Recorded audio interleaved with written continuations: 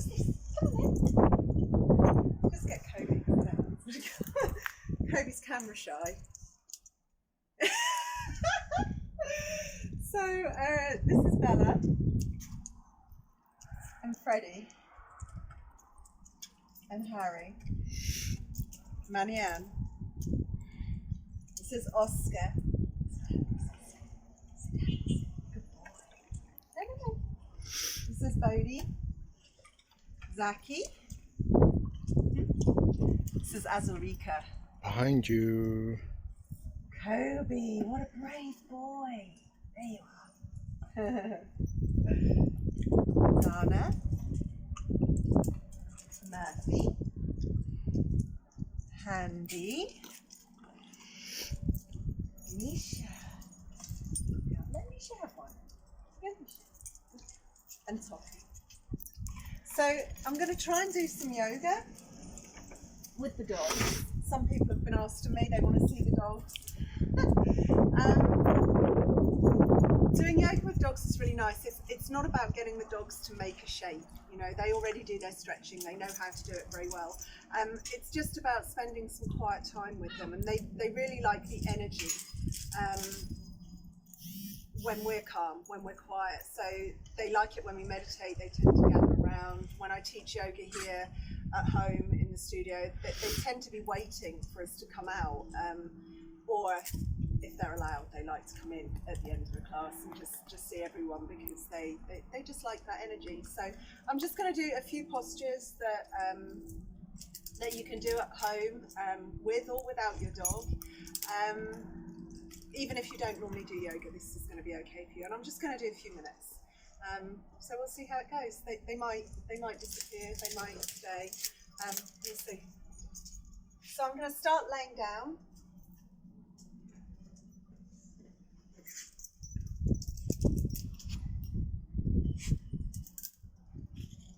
And the first thing we do is we just connect to breath. So we take a long inhale and a really long exhale.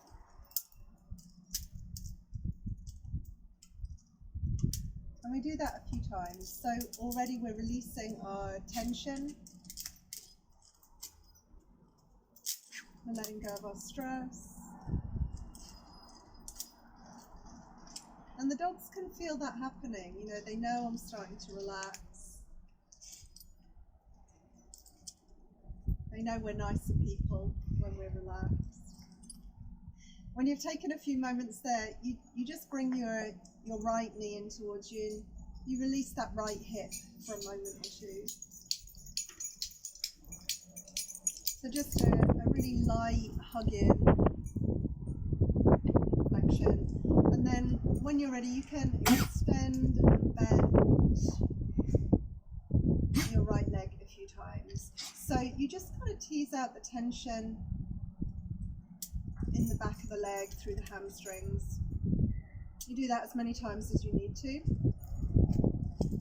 And then just release the foot. So you plant flex and you dorsiflex your foot a few times.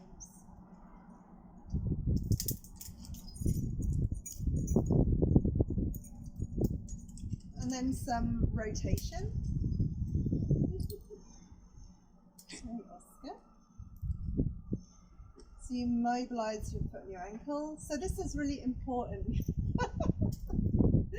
We tend to get really stiff in our feet, our ankles. So it's good just to mobilize there. And you take a moment or two with that until you feel a little bit of mild fatigue in the foot and the ankle, and then you can just place that down, and you'll notice that side will feel just slightly different to your left side. You might feel a little bit grounded through your right side,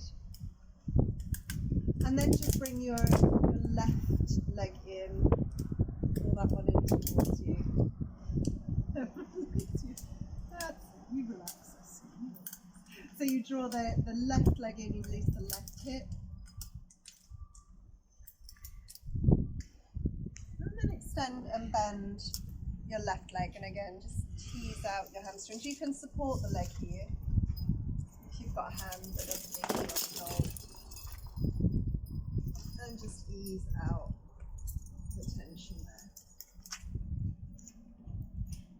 same, we'll plantiflex.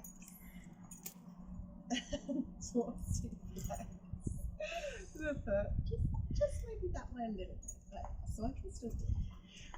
So plantiflex and dorsiflex the foot again.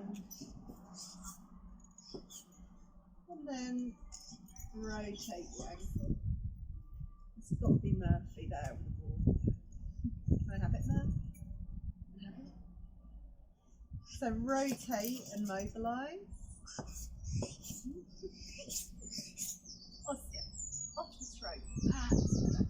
And make sure you go both directions, just until you feel, again, that little bit of mild fatigue in your foot. And then place down. And the feet will feel a little bit different, a little bit more receptive. So we're a bit more grounded, and that's important right now, that we just make those connections to earth and we ground ourselves. When you're ready, you press into both feet and you just lift the hips. It doesn't have to be big, it can be a small way away from the floor. And you just start to extend the spine. So it's a really nice, easy back bend here. So you open up, you open the fronts of your hips, you open your belly space. And you just breathe into the belly here, take a few breaths, long inhales.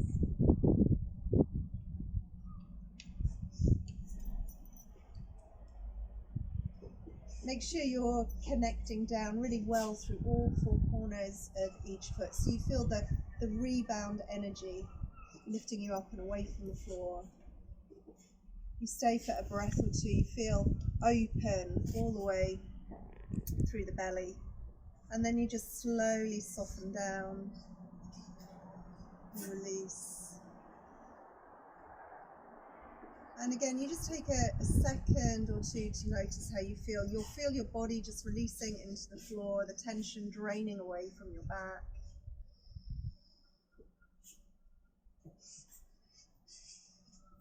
And then we'll maybe bring both knees in and just hug that out. So you just you counter your back bend, you flex your spine. A little reassuring hug.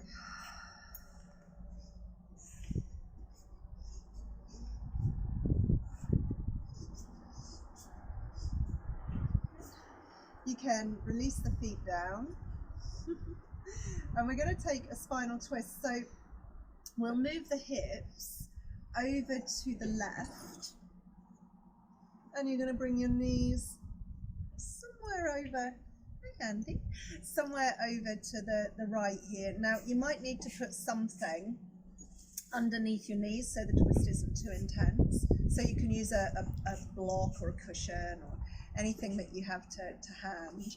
And you're going to open up through your left arm. So you open the upper left corner of your chest. You feel this lovely opening all the way through your left side, maybe through the outer hip, through the outer thigh. You can weight the leg with your hand, just very gently. You're not pushing, you're not forcing. And then you just take a breath or two here. So spinal twists are a really nice way just to unwind the tension around the spine. Are you unwinding, Oscar?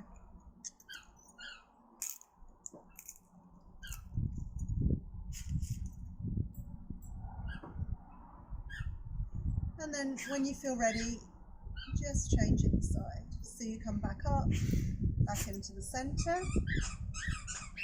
You move your hips over the other way, over to the right in my case. You bring your knees over to the left. Again, support the legs if the twist feels too intense, and open up through your right arm. So you really want this shoulder to drop down into the floor. If it doesn't, a little bit of support, no fighting, a little bit of support underneath your legs will make the twist less intense. Hey Freddie.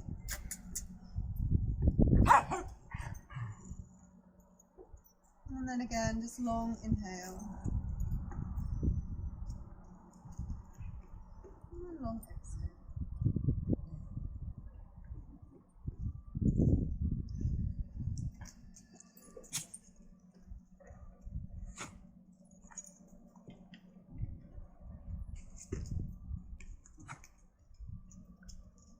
And then when you're ready again, you can use the feet to bring you back to the center. See how it feels. Bring the knees in again, just equalize the spine. Hug in.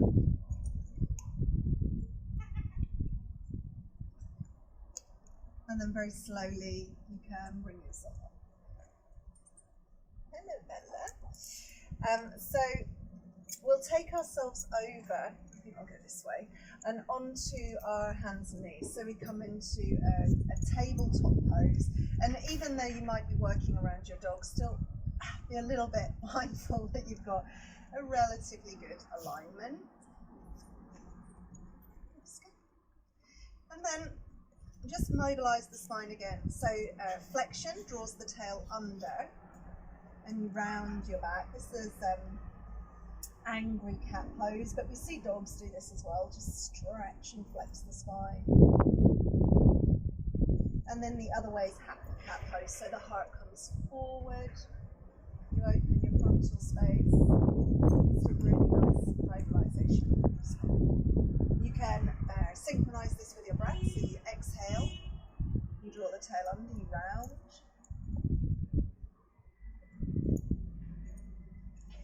And you inhale, you open your frontal space.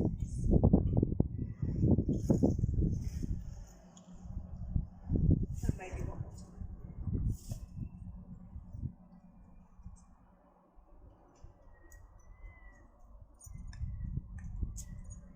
So dogs just seem to like anything they can be a little bit involved with.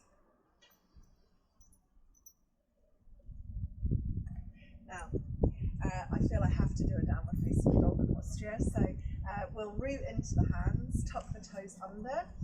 You reach back through your heels. Try and use the legs to power you up into this position. Mine's going to be a slightly short dog, I think. And you open up the backs of your legs. Now, if your hamstrings are tight, you might need to bend your knees a little bit so that you can open your shoulders and release your spine. If the hamstrings are really long, sorry Bella, you can root down through your heels. And you just take a breath or two here. Sometimes it's nice just to pedal the feet a little bit, release some of the tension in your legs. Maybe take one more breath here. Long inhale. And long exhale.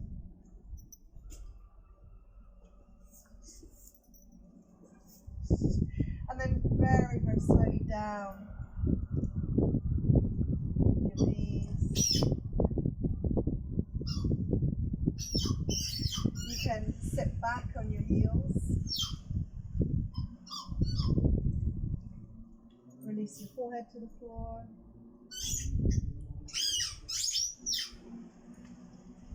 And this is child's pose, this is balasana, so a really soothing posture.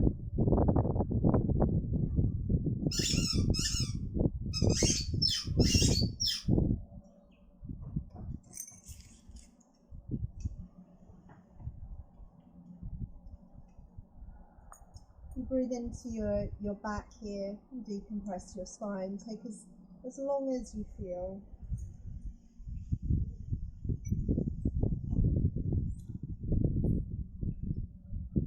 And then when you're ready, maybe just bring yourself up to sit.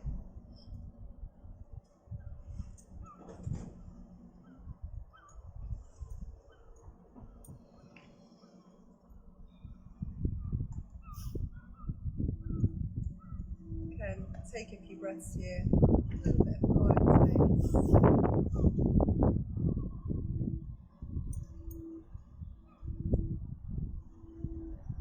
For as long as you like.